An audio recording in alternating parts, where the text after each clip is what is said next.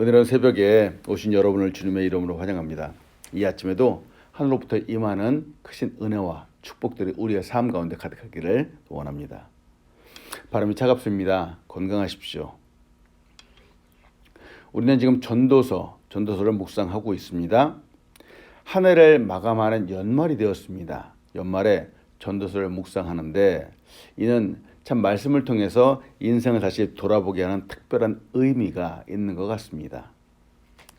우리의 삶을 돌아보면서 바른 길로 가는 우리가 되기를 간절히 소원합니다.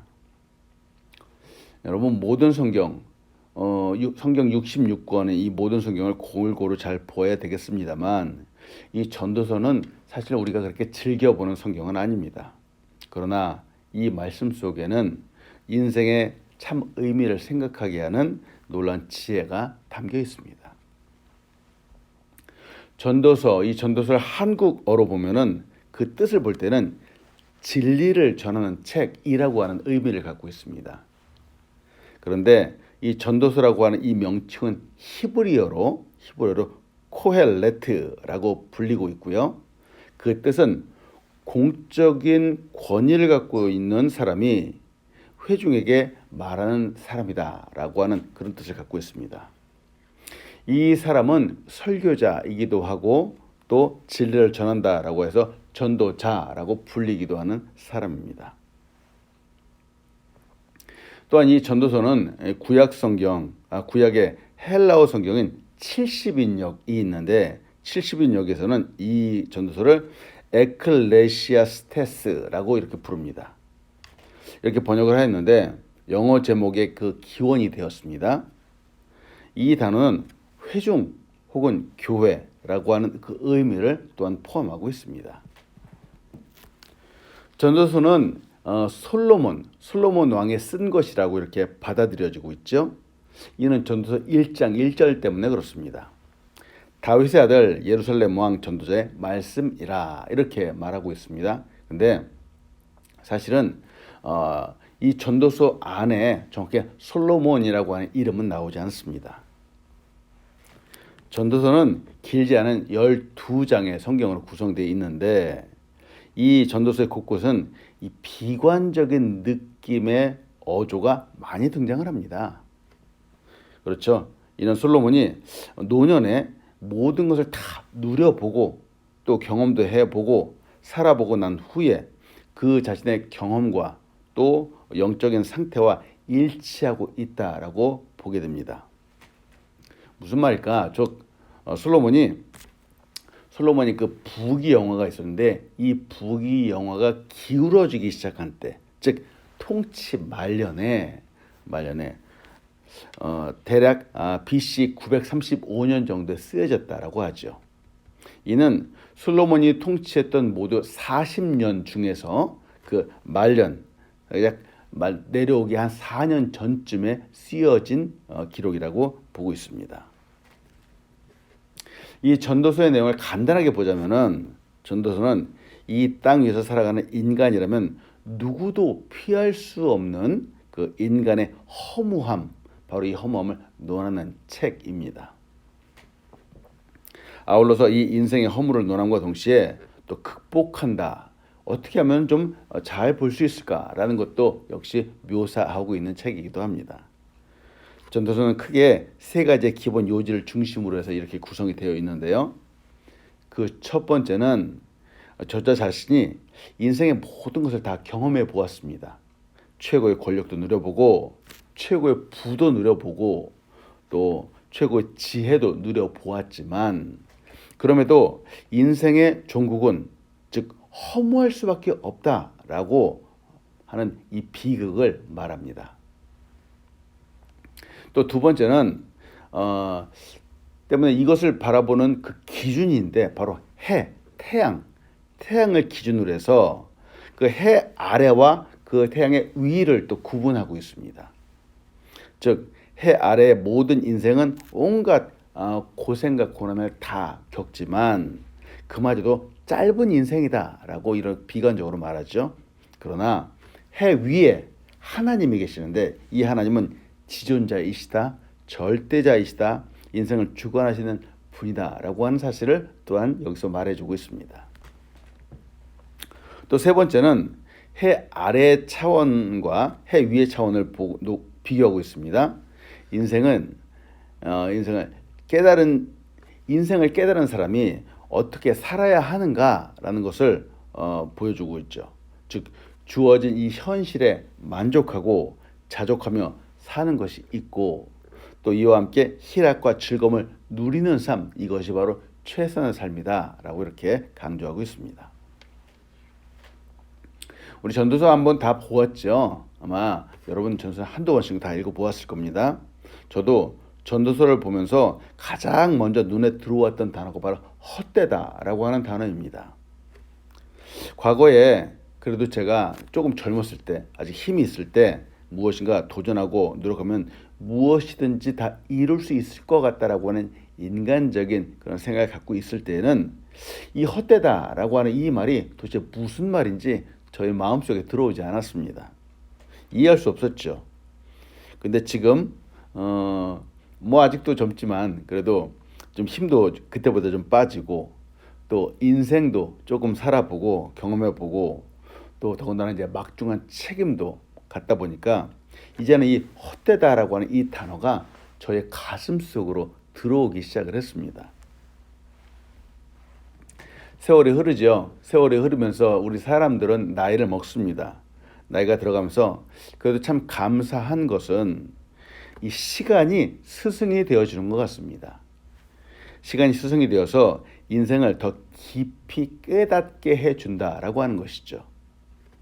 방금도 말씀드린 것처럼 우리는 말씀을 볼 때마다 이 모든 말씀을 속속들이 다 알 수는 없습니다. 시간에 따라서 인생의 그 깊이가 다르기 때문에 그렇습니다. 그래도 젊고 힘도 있고 혈기가 왕성할 때에는 성경에 있는 이 믿음의 조상들이 겪었던 이 고난의 이야기, 이 힘든 이야기, 이 고독과 고립의 이야기들이 사실은 우리 인생 가운데 크게 와닿지 않는 경우들이 많이 있습니다. 물론 우리가 보고 배우지요. 배우는데 그것이 나의 인생으로 직접적으로 들어오지 않는 경우들이 많이 있죠. 그때는 도리어 축복, 뭐 형통 이런 단어들이 아주 더 크게 부각되어 들어올 때가 있습니다. 그런데 우리 사람들이 이제 인생의 후반기로 가는 거죠. 즉 기력도 떨어지고 힘도 약해지고 나이도 들어가면서 이제는 그 관점이 달라지는 겁니다. 고난이라고 하면은 그 사람들의 어려움은 어떻고 또 지금 나의 고난은 어떤가, 이것을 같이 생각해보는 그런 시기가 되어가는 겁니다. 고독, 외로움, 힘든 부분 역시 다시 보게 되고 또 생각하게 되고, 그래서 큰 공감으로 형성되어서 나에게 내 가슴 속으로 들어오게 되는 그런 시기가 점점 되어가는 거죠.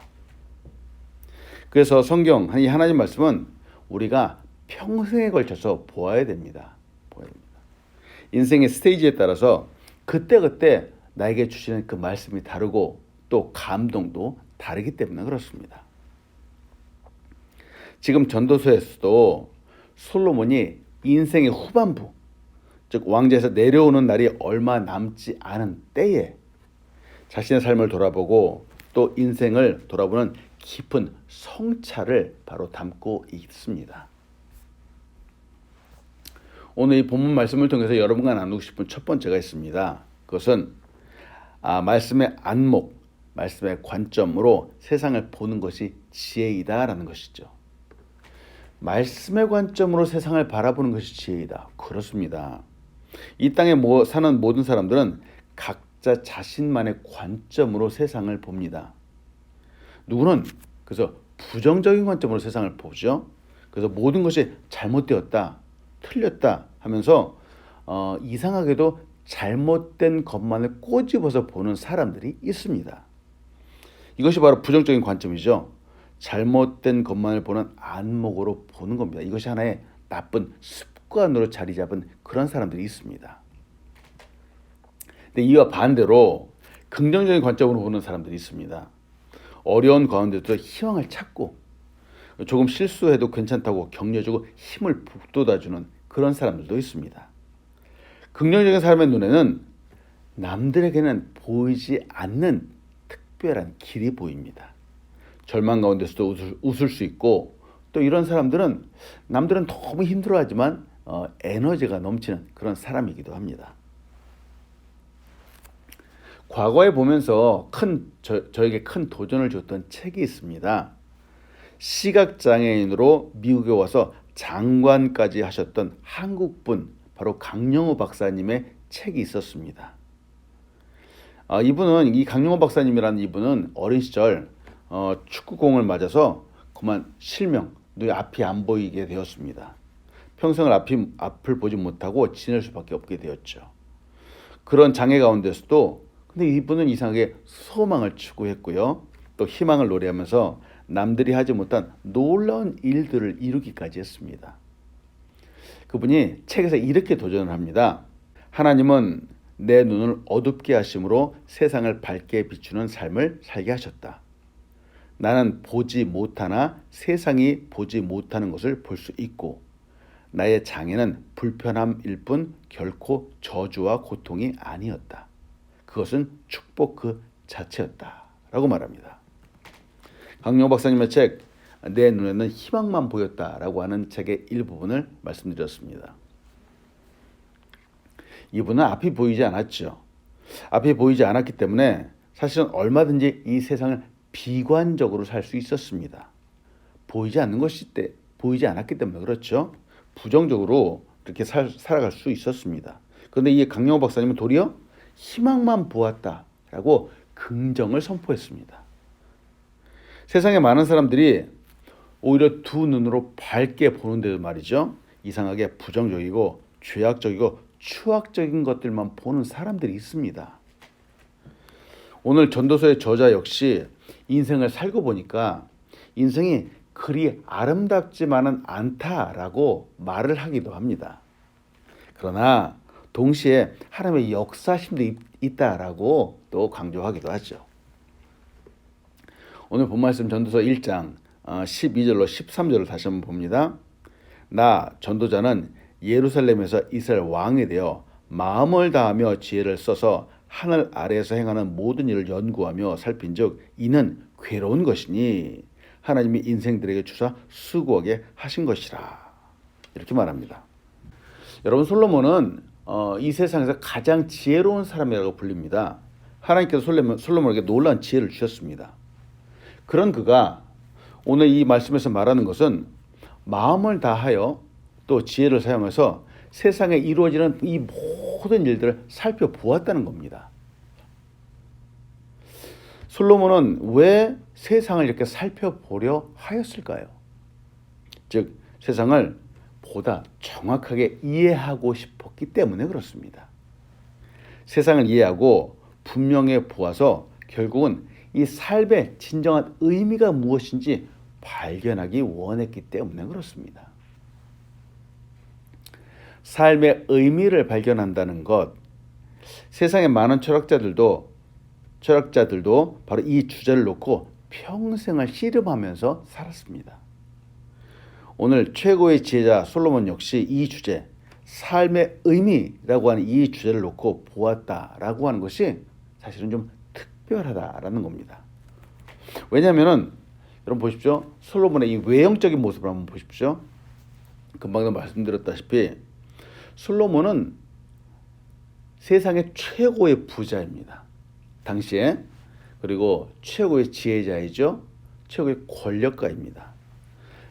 이 최고의 부귀영화를 누린 사람이 이런 고민을 할 이유가 없었습니다.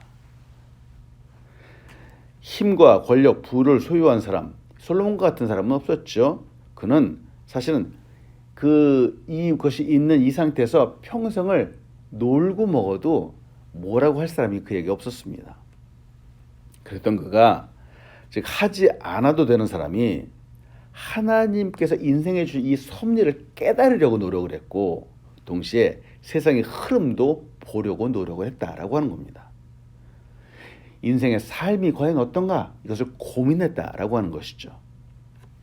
그러면서 보세요. 말씀, 세상과 인생 이 전체를 아우르려고 했다라고 하는 겁니다. 생각하고 묵상하고 통찰을 게으르게 하지 않았습니다. 이 부분에서 생각해 봅니다. 우리도 어렸을 때부터 지금까지 참 많은 공부를 해왔습니다. 인생 공부라고도 하기도 하고 또 지식적인 공부도 추구를 했죠. 세상에 많은 사람들이 이렇게 공부를 하는데 지식과 또 지혜를 쌓고 추구를 하는데, 그런데 세상의 지식이 참 이상하게도 한 곳에 국한되지 않았나라는 생각을 해봅니다. 무엇일까? 단지 잘 먹고 잘 사는 것에만 국한되지 않나라는 생각을 해보죠. 사람들이 생각하는 것은 인생의 의미를 생각하는 것보다는 사실은 어떻게 하면 잘 먹고 잘 살 수 있을까라는 것에 더 국한된 것 같다라는 것이죠. 우리 그리스도인들은 저 세상의 사람들과 사실 조금은 다르게 살아야 되지 않을까요? 왜냐하면 우리는 예수 그리스도의 십자가를 통해서 구원받고 하나님의 자녀가 된 사람들이기 때문에 그렇습니다. 인생의 의미를 근데 다른 관점으로 보는 사람이 되었기 때문에 그렇습니다. 즉 영적인 진리를 이제 깨닫고 이 영적인 진리 가운데 살아가는 사람들이기 때문에 저들과 달라야 된다라는 것이죠. 우리에게는 세상이 도저히 깨달을 수 없는 지혜가 있습니다. 믿음으로 보는 지혜이며 십자가를 통해 보는 지혜입니다. 말씀으로 저 천국을 보는 지혜입니다. 잠언 4장 18절로 19절은 이렇게 말합니다. 의인의 길은 돋는 햇살 같아서 크게 빛나 한낮에 광명에 이르거니와 악인의 길은 어둠 같아서 그가 걸려 넘어져도 그것이 무엇인지 깨닫지 못하느니라. 하나님의 말씀 성경은 명확하게 대조를 하고 있죠. 악인과 의인, 분명히 그 인생의 목적도 다르고 삶의 방향도 다르다라고 분명히 말하고 있습니다. 여러분, 우리 그리스도인에게는 놀라운 지혜가 있습니다. 바로 이 영적인 것을 바라보고 깨달을 수 있는 믿음의 지혜가 바로 우리에게 있다라고 하는 사실 여러분 믿으시기 바랍니다. 예수 믿은 이후로는 이 지혜 안에서 이 영적인 관점을 통해서 세상을 보아야 됩니다. 그래야 세상에 실망하지 않고 하나님께 영광 올려드릴 수 있습니다. 말씀을 통해서 소망을 가질 수 있습니다. 그런데 이상하게도 하나님의 자녀임에도 불구하고 여전히 세상적인 관점으로 보는 사람들이 있습니다. 이런 사람들은 오늘 전도서의 저자가 말하는 것과 같이 헛된 것을 잡는 것과 같을 수 있습니다. 전도서 1장 14절로 15절은 이렇게 말합니다. 내가 해 아래에서 행하는 모든 일을 보았노라. 보라, 모두 다 헛되어 바람을 잡으려는 것이로다. 구부러진 것도 곧게 할 수 없고 모자란 것도 셀 수 없도다. 생각해 봅니다. 솔로몬은 그 누구도 갖지 못한 지혜를 가졌던 사람입니다. 하나님께서 이 지혜를 선물로 주셨습니다. 그런데 이 선물을 받은 솔로몬이 혼자서 자기 만족만 하면서 잘난 체하면서 살았다면, 그 지혜를 잘 활용하지 못했다면 과연 어땠을까라고 생각을 해보는 거죠. 그의 인생이 부끄러운 삶이 되었을 겁니다. 그렇지 않아도 솔로몬은 아내를 많이 두었죠. 많이 두었기 때문에 솔로몬의 인생을 100% 잘 살았다라고 말할 수 없습니다.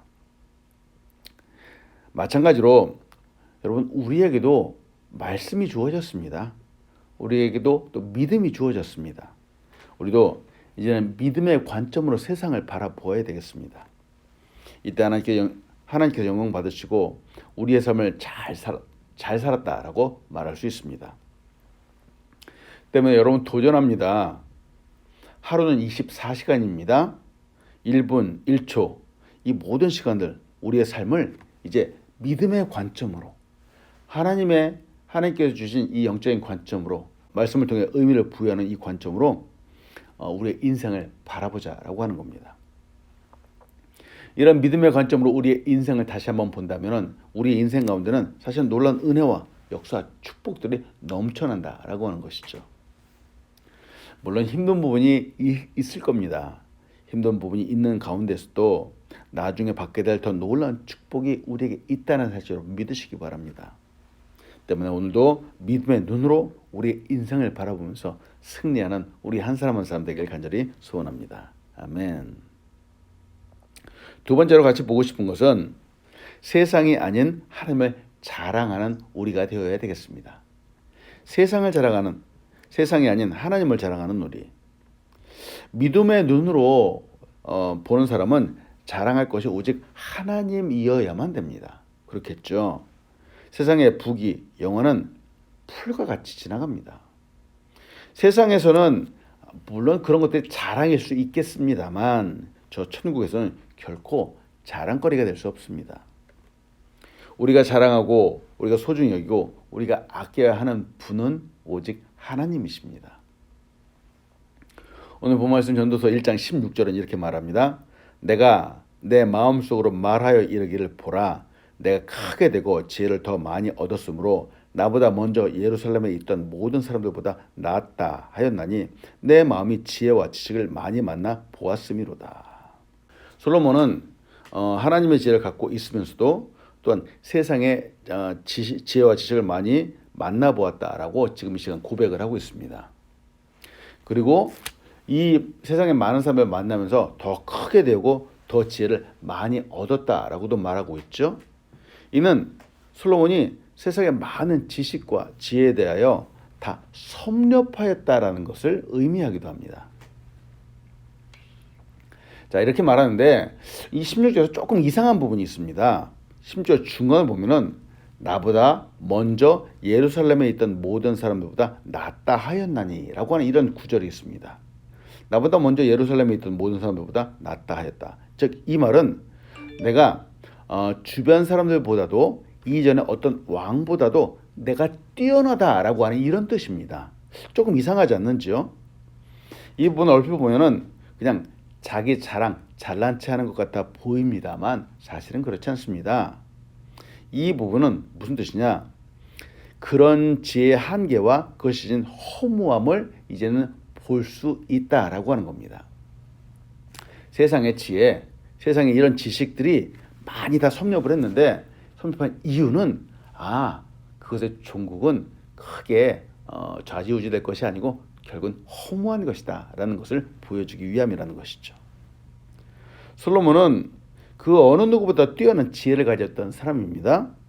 이런 지혜가 인생의 근본적인 문제를 해결할 수 없음을 강조하고 있습니다. 인생에는 한계가 있습니다. 우리가 이 세상에서 생명을 갖고 살아가는 시간은 참 제한적입니다. 영원하지 않습니다. 현재 사람들이 오래 산다고 해도 100년 안팎을 이렇게 살아가죠. 길지 않은 삶입니다.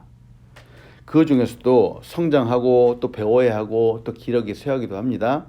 실제로 우리가 고민하고 우리의 힘과 능력을 발휘해서 인생의 이 문제를 고민하고 해결할 수 있는 시간들은 그렇게 길지 않다라고 하는 것이죠.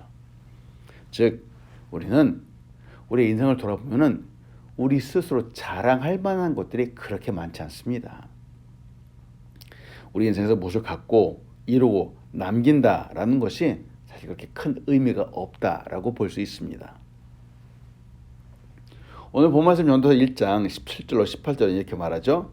내가 다시 지혜를 알고자 하며 미친 것들과 미련한 것들을 알고자 하여 마음을 썼으나 이것도 바람을 잡으려는 것인 줄을 깨달았도다. 지혜가 많으면 번뇌도 많으니 지식을 더하는 자는 근심을 더하느니라. 솔로몬이 말합니다. 세상에 많은 것들이 있는데 결국은 바람을 잡으려는 것과 같다라고 말하는 것이요. 여러분 우리에게 남는 것 또한 앞으로 영원히 남는 것 무엇일까? 하나님입니다. 하나님을 붙잡는 것입니다. 솔로몬은 전도서 전체를 통해서 바로 이 부분을 강조하고 있는 겁니다. 인생에 대한 평가, 즉 솔로몬이 많이 이 세상의 지식인들을 만나보고 또 지혜자들도 만나보았습니다만 그 결론은 이 인생의 문제, 인생의 허무함을 극복할 길이 우리 사람들에게는 없다라고 하는 겁니다. 금방도 말씀드린 것 같이 마치 바람을 잡으려는 것 같고 도리어 번뇌만 더하는 것 같고 근심만 쌓여가는 것 같다라고 그 결론을 내리고 있습니다. 때문에 여러분 다시 한번 도전합니다. 우리가 이 세상을 살아가면서 붙잡아야 되는 것은 무엇입니까? 세상의 부귀영화가 아닙니다. 우리는 하나님을 붙잡아야 됩니다. 하나님의 말씀을 붙잡아야 됩니다.